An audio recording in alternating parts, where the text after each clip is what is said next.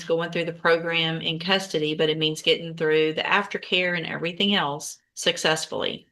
If you do all of that, then you're still on these deferred probations. You still don't have felony convictions on your record. This is, again, the opportunity of your lifetime right now for you to make the changes and do the right thing. If you don't, and you come back in here, then you are going to end up with 2 felony convictions, and you're going to end up going to TDC for up to 10 years in one case and state jail prison for up to 2 in that case. Do you understand? Yes, ma'am. Let me explain something else. I am also now making it a condition of your probation that you treat the staff and the correctional officers at our jail and at SAFPF and wherever you are with respect, and you follow all of the rules when you're incarcerated. That means if I get another incident report before you get to state jail, before you get to SAFPF, it's already a violation of your probation. They're going to let me know, and you're never even going to make it to SAFPF. You're going to be right back in here and looking at going to prison. Do you understand? Yes, ma'am. So the way you're talking to them at our jail, you cannot keep doing that. You cannot keep arguing. You can't keep fighting. You can't keep saying, F that, I don't care, things like that. Okay. And you're looking at me like you're confused, that maybe you didn't do these things, but this is what I have. Every time you act up, every time you tell someone, if you're going to send me out, just do it, F that, or whatever it is, that's disrespectful. Yes, ma'am. All right. They're just trying to go there and do their job every day. Hopefully someday that's what you want to do. Get out of jail, go to work, and not have somebody treating you like this when you're at your job. Right? Yes, ma'am. All right. So you'll sign some paperwork today for SAFPF, and okay, I guess just obviously by what I'm looking at, that seems, am I looking at the right thing? Dakota Chapman? The first violation is that he committed the offense of murder? That has been abandoned. That was not. Yeah, definitely. Okay, I'm sorry. thank Maybe you. we should have started with that. We're just gonna go to SAFPF and, No. okay, That so, was done in December.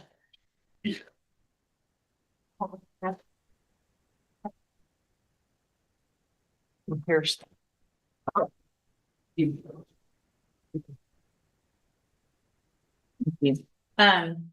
Let's do this. I'd like to go ahead and go through the motions, get pleas of true or not true to the remaining counts. And then obviously if you guys have an agreement, we'll look at that, but I think I want to go through and have those pleas on here. And that came at the recommendation of his supervisor, who Okay. I'm sure has much more information for the court as well. That's good. Thank you.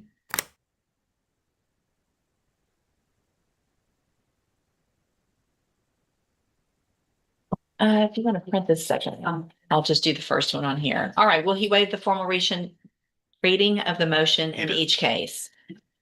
Mr. Chapman, in clause number 23, DCCR 1077, I have a motion to revoke your unadjudicated probation. This shows that you were placed on probation May 6th of 2024 for the offense of evading arrest or detention with the use of a vehicle, a 3rd-degree felony, and that was a 5-year deferred probation. Is that correct? Yes, ma'am. And then in clause number 23, DCCR 1078, I also have a motion to revoke your unadjudicated probation. This shows that you were placed on probation May 6th of 2024 for the offense of accident involving injury, a state jail felony, and that was a 5-year deferred probation. Is that also correct? Yes, ma'am. And so the state is going to abandon each case count 1, correct? Correct, Judge, based on the comments of the grand jury. So, Mr. Chapman, in each case, the motions allege you violated your probation. Count 2 in each case alleges that you failed to work faithfully at suitable employment and provide verification of that. And is that true or not true? True.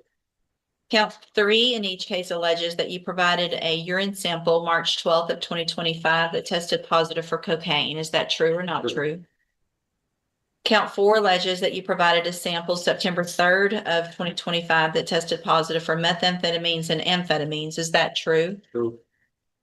Count 5 in each case alleges that you admitted to your probation officer to using the illegal drug ecstasy December 3rd of 2025. Is that true or not True. true? I'm sorry.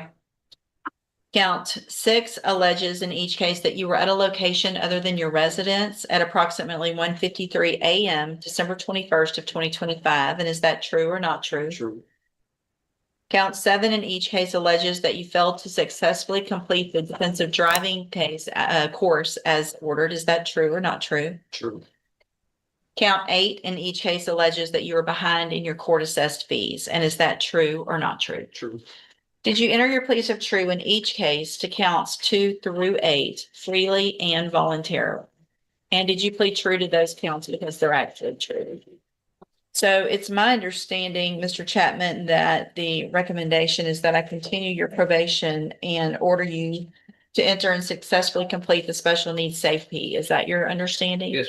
Is there any reason to get any type of pre-sentence report or update? Only at the court's discretion, Judge. The officer, Ms. Valier, has already prepared for the court the continuation and modification of that special condition if the court would like that to be signed off on today. Otherwise, I'm sure she'd be happy to do a quick update. If it's her recommendation, we'll just go ahead and go forward. I So, think that was, I'm sorry to interrupt, I think that was done prior to count 1 that we see, which obviously caught everyone's attention and just took that immediately off the table. But Right. since that was no build, I think that's when she finds herself back in the same position. so Mr. Chapman, you're getting your second chance today. Yes, ma'am. There's not going to be a third. Okay. You need to take advantage of this. I don't know what happened. The night of December 21st of 25, obviously it was no build as far as the offense, but you were clearly somewhere you shouldn't have been doing some things you shouldn't have been doing, right? Yes. If you had been home during curfew, you never would have been charged with anything. There wouldn't have been any issue of whether or not you did anything, right? Yes, ma'am. So I want to make sure you understand if I go along with this and send you to SAFPF, you're going to get some tools so that you can hopefully stop using drugs, do the right thing, live your life like the rest of us and not end up in prison. Do you understand all that? Yes, ma'am. All right. So at this time in each of your cases,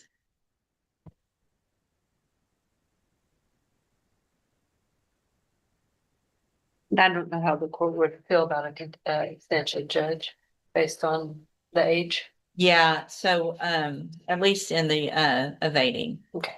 I'm going to do that. I'm also we're going to talk a little about the jail incident reports as well in just a Yes, minute. ma'am. So I'm going to find in each of your cases that you entered your pleas of true to counts 2 through 8 freely and voluntarily. Find those counts true, find sufficient evidence in each of your cases to revoke your probation. But I'm going to go along with this agreement today, and I'm going to continue your probation in each of your cases. In clause number 23 DCCR 1077, I am going to extend your probation by 2 years. And I'm going to order in each of your cases that you enter and successfully complete SAFPF. That obviously means, I think that's it as far as adding a condition, the condition. So add 2 years in the one case and the condition with regard to being successful and not being disrespectful. Yes, Okay. ma'am. All right. Good luck to you. You can go back with the bailiff.